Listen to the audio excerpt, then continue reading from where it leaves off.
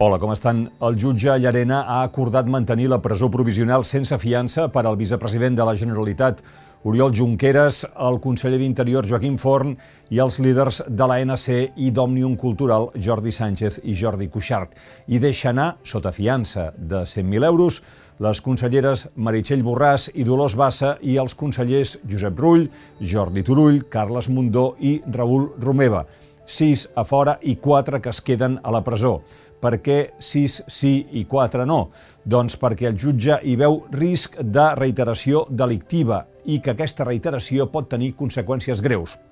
El jutge individualitza les actuacions de Junqueras, Forn, Sánchez i Cuixart.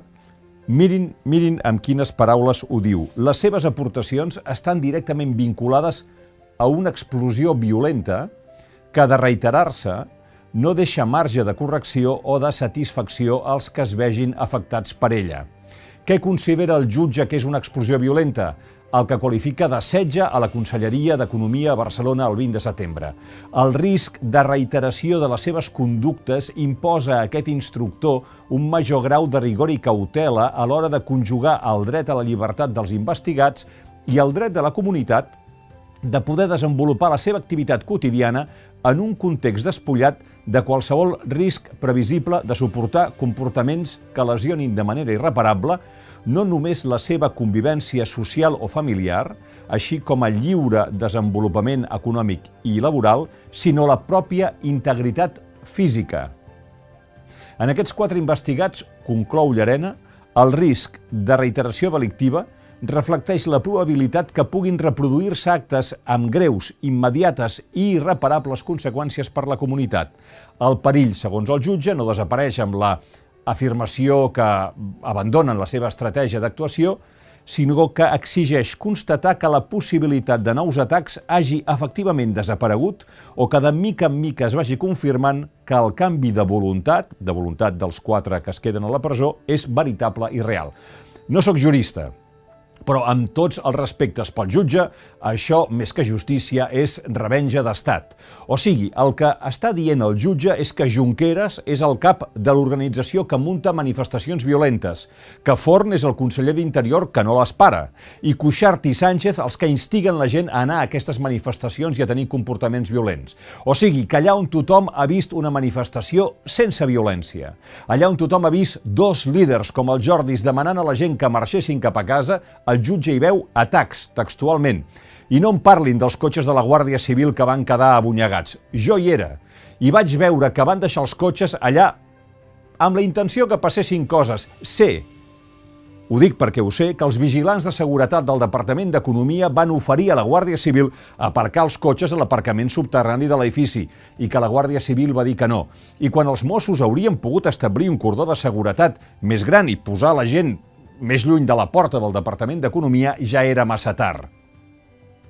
Però l'expressió més indignant, des del meu punt de vista, és aquesta que els he llegit. Les seves aportacions estan directament vinculades a una explosió violenta. Mirin, els ho he dit moltes vegades, les paraules són molt importants. Si a vostè, així, de cop i volta, li pregunten «Digue'm què pot produir una explosió violenta», vostè contestarà en el 100% dels casos que una bomba. Qui posa bombes? Els terroristes, els violents. El jutge està dient que una manifestació que va durar 17 o 18 hores va ser una explosió violenta. Els està dient violents a Junqueras, Forn, Cuixart i Sánchez i està dient que tothom que va passar per la Rambla Catalunya aquell dia va participar en una explosió violenta.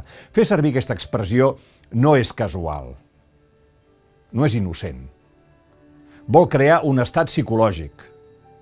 Molt en la línia del que ha escrit avui la campanya que començarà aquesta nit pretén presentar Catalunya com un país que necessita el rescat dels normals.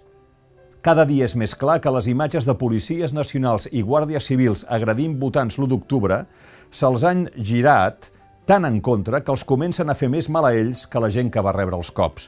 No poden suportar que tot el món hagi vist com peguen i necessiten desesperadament treure's la llufa i passar-la al sobiranisme.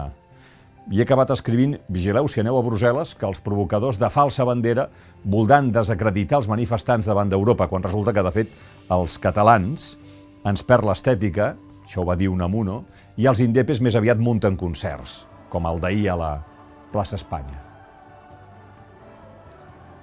Ens diuen violents i no ho som, i no ens ho podem deixar dir. I no ho són Junqueras, Forn, Sánchez i Cuixart.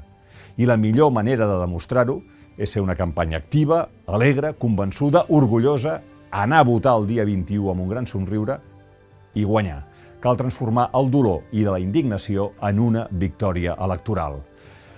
Llibertat, diem de manera indignada avui, per a Jordi Cuixart, Jordi Sánchez, Oriol Junqueras i Joaquim Forn, i que puguin tornar aviat a casa Carles Puigdemont, Toni Comín, Clara Ponsatí, Meritxell Serret i Lluís Puig. I que tinguem un bon dia.